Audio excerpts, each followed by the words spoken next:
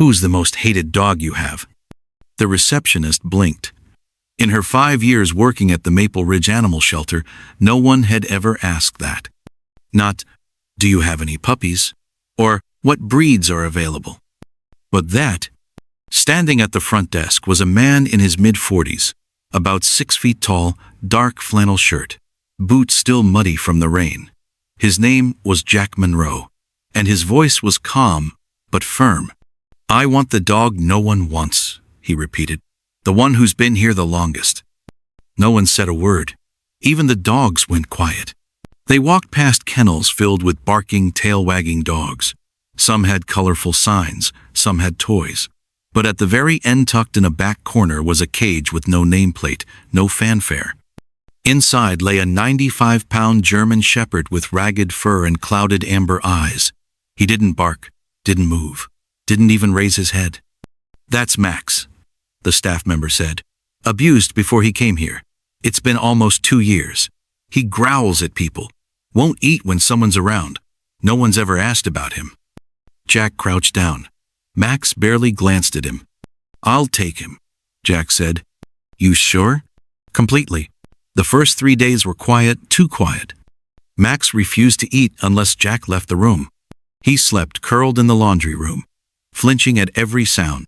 He wouldn't climb stairs or go near windows. Jack, a former army medic, said nothing.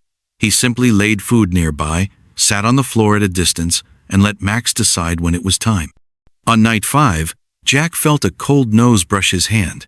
Not a lick, not a nuzzle, just contact. But it was enough. By the end of week 2, Max stepped into the living room.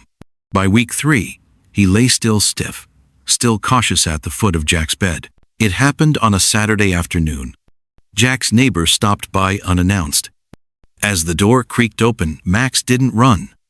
He stepped between Jack and the stranger, tail low. Eyes sharpened, barked. It was the first bark Jack ever heard from him. It wasn't fear. It was protection. From that moment on, Jack knew Max had found his place. Then, 3 weeks later, came the storm. Rain hammered the streets. Alerts buzzed every phone.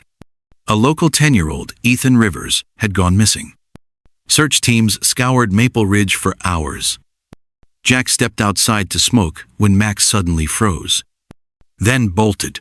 Max ran tail high, body soaked, sprinting like he'd been given orders. Jack chased after, heart pounding. Through streets, over fences, past the creek. Max didn't stop until they reached a rusted-out shed nearly 3 miles from town.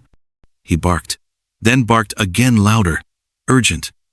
Jack forced the door open, and there, curled on the floor, was Ethan, shivering, weak, but alive. Paramedics arrived within minutes. Later that night, soaked and exhausted, Jack looked down at Max, now lying at his feet. "You saved him," Jack whispered. Max didn't wag his tail. He just laid his head on Jack's boot. That was enough.